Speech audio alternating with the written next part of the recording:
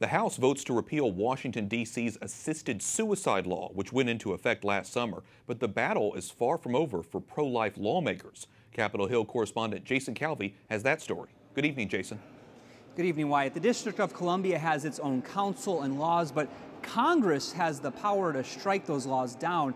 The House last year and this year has moved to gut D.C.'s assisted suicide law, but the measure stalled in the Senate last year. The pro-life Republican is trying once again and hopes this year will be different. That it sends a very bad signal when the government says it's okay to take the life of another human being. Congressman Andy Harris, who's an anesthesiologist, is leading the fight against D.C.'s assisted suicide law. Once again, in the bills that control the District of Columbia, we're attempting to withhold any funding from supporting that law. We don't think that assisted suicide is appropriate. We have control of the District of Columbia. We think it's appropriate for us to tell D.C. they cannot enforce this law.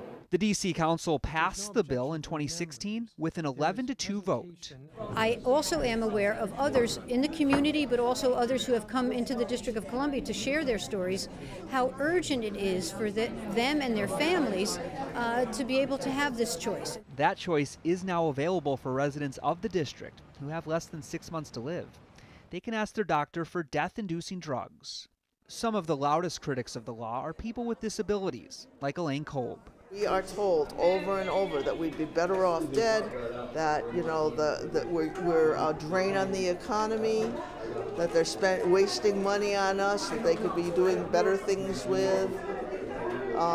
You're a burden on your family. Around the country, 6 states allow physician-assisted suicide, and Hawaii is set to do the same in 2019. Representative Harris says it's time to end this national trend. The bottom line is you shouldn't put your physician in the position of giving you drugs to end your life, because we all took the Hippocratic Oath. Hippocratic Oath says we're going to preserve life, not take it. The repeal is part of a broader appropriations bill that would also stop D.C. funds from going to abortion. Now, the Senate's version does not include the repeal of the D.C. assisted suicide law. It is a long shot, but still possible that the final bill could include it. Wyatt? Capitol Hill correspondent Jason Calvi. Thanks, Jason.